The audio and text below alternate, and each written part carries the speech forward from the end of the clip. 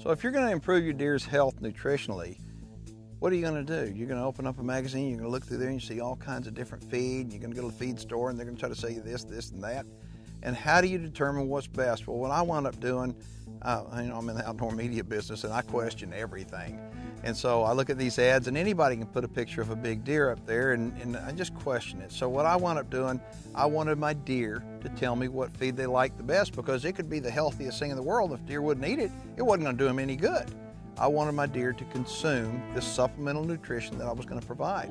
So I did a test and I poured all different kinds of feed on the ground, and I left, came back the next day, and I'd watch, I would observe what the deer were eating, and more importantly, what they were not eating. And the thing that they were eating consistently was a record rack. I had made a decision I was going to feed record rack. It was just I was letting the deer make that decision for me. Well, consistently, they ate the record rack. So I made a decision, okay, I'm going to buy it. I'm going to start feeding it just like Dr. Kroll told me to. He said, just get out there and feed, and let the deer consume 24/7, as much as they want. And what happened is the deer got big. They got really big to the point that I was even shocked. And I remember when we first started out, Dr. Kroll says, well, do you have any data? And that was a real key thing. And what he meant by that was, did you have any data as far as weight of deer, age of deer? And there was nothing on this place. So we had no record. So we had to start with something. So we started keeping the age, weight of every single deer, the condition, overall body condition of every single deer.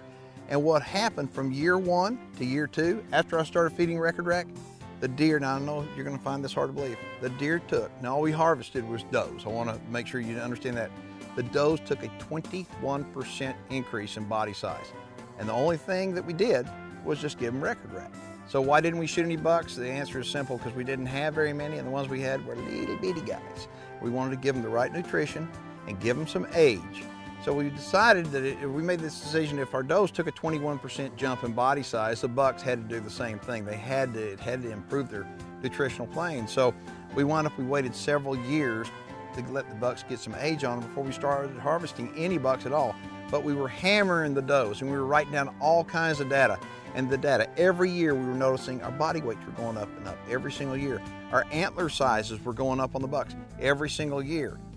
And the only thing that we could attribute it to was the record rack deer feed.